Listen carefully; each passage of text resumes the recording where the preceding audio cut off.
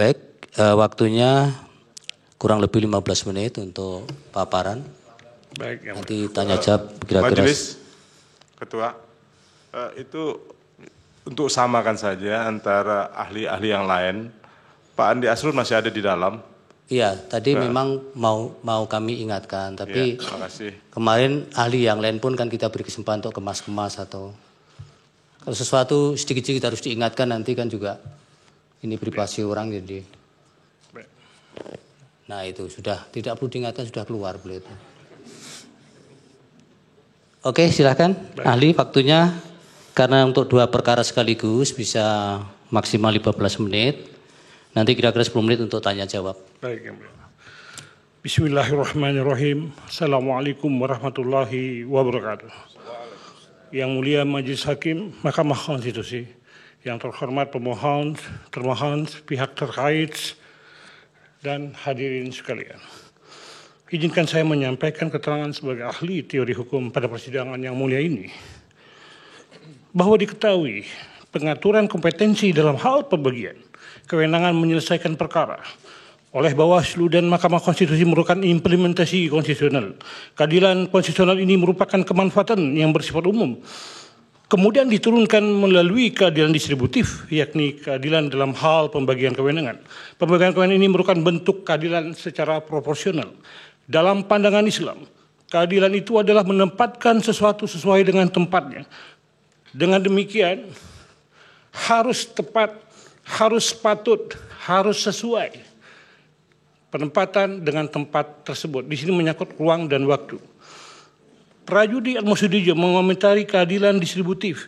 Dikatakan olehnya bahwa ketidakadilan akan timbul jika mereka yang sederajat tidak diperlakukan secara sederajat. Dikatakan selanjutnya, jika orang-orang yang tidak sederajat diperlakukan secara sama atau seolah-olah sederajat, maka itu akan timbul ketidakadilan. Dikaitkan dengan pembagian kewenangan Bawaslu dan Mahkamah Konstitusi dalam penyelesaian perkara pemilu, maka demikian itu sejalan dengan kaidah menempatkan sesuatu sesuai pada tempatnya. Kaidah ini merupakan keadilan yang pastinya mengandung kebenaran. Kebenaran dan keadilan merupakan satu kesatuan yang tidak terpisahkan. Perbuatan yang adil adalah sesuatu tindakan yang didasarkan pada kebenaran. Sejalan dengan hal ini, Al-Kindi mengatakan bahwa keadilan itu identik dengan kualitas sifat yang inherent dalam diri manusia yang mendorongnya melakukan sesuatu yang benar. Telah menjadi dalil yang masyhur bahwa mempersamakan 2 hal yang berbeda adalah tidak benar dan sekaligus tidak adil. Kebenaran dan keadilan merupakan duit tunggal. Satu terhadap yang lainnya saling memberikan legitimasi. Kebenaran dan keadilan diibaratkan sebagai 2 sisi mata uang yang sama. Dapat dibedakan, tidak dapat dipisahkan. Perbuatan yang adil adalah suatu tindakan yang berdasar pada kebenaran. Perihal kewenangan Bawaslu dalam hal terjadinya pelanggaran administratif pemilu secara TSM juga dapat dilihat dari hubungan antara Bawaslu dan Mahkamah Konstitusi sebagaimana diatur dalam peraturan Badan Pengawas Pemilihan Umum nomor 8 tahun 2022. Selanjutnya yang mulia, ahli tidak menyampaikan karena terdapat dalam naskah tertulis.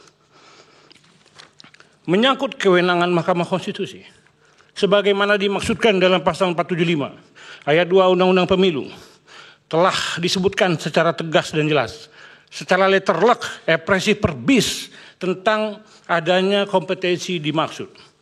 Pasal 42 ayat 2 yang ditempatkan secara tersendiri dalam bab 3 perselisihan hasil pemilu menyatakan keberatan sebagaimana dimaksud pada ayat 1 hanya, sekali lagi hanya terhadap hasil perhitungan suara yang memengaruhi penentuan terpilihnya pasangan calon atau penentuan untuk dipilih kembali pada pemilu presiden dan wakil presiden. Frasa hanya terhadap hasil perhitungan suara bermakna adalah pembatasan dan itu qat'i tetap. Diksi hanya merupakan kata kunci pembatasan itu. Dalam bahasa lain adanya kompetensi. Secara argumentum a contrario atau dalam fikih Islam disebut mafhum mukhalafah bermakna bahwa penetapan hukum bagi yang tidak disebutkan dalam teks berlawanan dengan apa yang disebutkan. Dengan kata lain, sesuatu yang tidak disebutkan berlawanan dengan yang disebutkan dalam hal penetapannya. Terdapat dalil bahwa ketentuan hukum harus dilaksanakan berdasarkan susunan kalimatnya. Kata hanya merupakan peniadaan, nafi, sehingga ada kata menafikan. Selain yang disebutkan dalam teks. Selanjutnya, kalimat berdasarkan hasil perhitungan suara adalah bentuk penetapan, isbat. Di sini tidak ada peluang untuk memperluas atau menerapkan lain kewenangan Mahkamah Konstitusi tersebut. Dengan kata lain, tidak boleh ada referendum atau ijtihad. Dalam kaitan ini, Aristoteles menyebutkan keadilan dalam hal penafsiran hukum.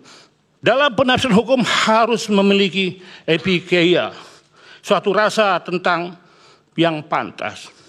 Kepantasan identik dengan kebenaran dan keadilan. Dan demikian, pasal tersebut telah merinci, telah jelas membagi kompetensi dan merupakan kompetensi wilayah Mahkamah Konstitusi. Hal itu sesuai dengan aksiologi hukum yang dianut oleh konstitusi, yaitu kepastian hukum yang adil dalam pasal 28 ayat 1 Undang-Undang Dasar 1945. Kewenangan Mahkamah Konstitusi yang hanya terhadap hasil perhitungan suara selaras dan sejalan dengan pendapat Aristoteles. Menurut Aristoteles, keadilan korektif, yakni keadilan yang berkaitan dengan pembetulan, berkaitan dengan pemulihan terhadap adanya kesalahan, dalam hal ini perkara perhitungan suara. Kewenangan Mahkamah Konstitusi dalam hal perhitungan suara yang telah ditetapkan oleh KPU merupakan bagian dari keadilan korektif, yakni melakukan pemulihan atau pembetulan atas terjadinya kesalahan perhitungan yang menyebabkan migrasi suara yang terjadi secara masif dan signifikan dan tentunya mempengaruhi pemilihan terpilihnya paslon presiden dan wakil presiden atau untuk dilakukannya pemungutan suara ulang. Ditinjau dari aspek validitas, sebagaimana dinyatakan oleh Henk Kelsen, ahli berpendapat norma aku telah memiliki validitas. Menurut teori ini, hierarki norma hanya mengenal subordinasi dan subordinasi subordinasi, tidak adanya koordinasi. Pemilihan tata hukum positif merupakan hal utama yang salah satunya mendasarkan pada azas legalitas, tepatnya kompetisi absolut. Hal ini dengan kaidah fikih, ma la yatibul wajibu ila fihi wa huwa wajib. Sesuatu hal yang menjadi penyempurna dari sesuatu yang bersifat wajib itu, maka sesuatu itu adalah bersifat atau dihukumi wajib pula. Dikatakan dengan kompetensi ini, maka kompetisi yang notabene berkedudukan sebagai penyempurna dari sesuatu hal yang bersifat wajib, yakni mewujudkan cita hukum. Cita hukum kita ketahui sebagaimana Gustav Rachbach mengatakan Rechtssicherheit, Gerechtigkeit, Rechtmäßigkeit. Tetapi konstitusi mengedepankan kepastian hukum yang adil. Kepastian secara prosedural, pasti di dalamnya ada keadilan prosedural untuk menuju keadilan substansial. Mencermati diskusi publik dan adanya desakan kepada yang mulia Mahkamah Konstitusi agar Mahkamah melakukan upaya atau tindakan progresif guna mengadili perkara pelanggaran administratif yang bersifat TSM, dan dengannya Mahkamah berwenang memutus dengan putusan pembatalan terhadap pasangan calon presiden dan wakil presiden, in casu Prabowo Subianto dan Gibran Rakabuming Raka, dan penghutang ulang, maka hal itu tidak dibenarkan secara hukum. Selain dalil-dalil yang ahli sampaikan di atas, terdapat kaidah yang umum yang menjadi rajukan bagi kita semua. Dan ini diterima oleh teori kemanfaatan sebagaimana disampaikan oleh Jeremy Bentham. Darul mafasid muqaddaman ala jalbil masoleh, yang artinya menolak atau menghindari kerusakan, kemudaratan itu harus didahulukan daripada menarik kebaikan. Imam Jalaluddin Abdurrahman bin Abu Bakar As-Suyuti mengatakan bahwa semua produk hukum dikembalikan kepada ketentuan manfaat dan menghindari kemudaratan. Berdasarkan dalil ini, putusan Mahkamah Konstitusi harus didasarkan pada alasan pencegahan timbulnya kemudaratan tersebut. Demikian itu tentunya menjadi pertimbangan yang utama.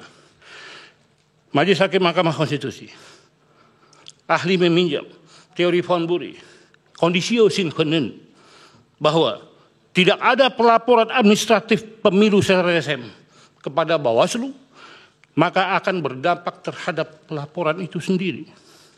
Dugaan pelanggaran tersebut dianggap tidak pernah ada.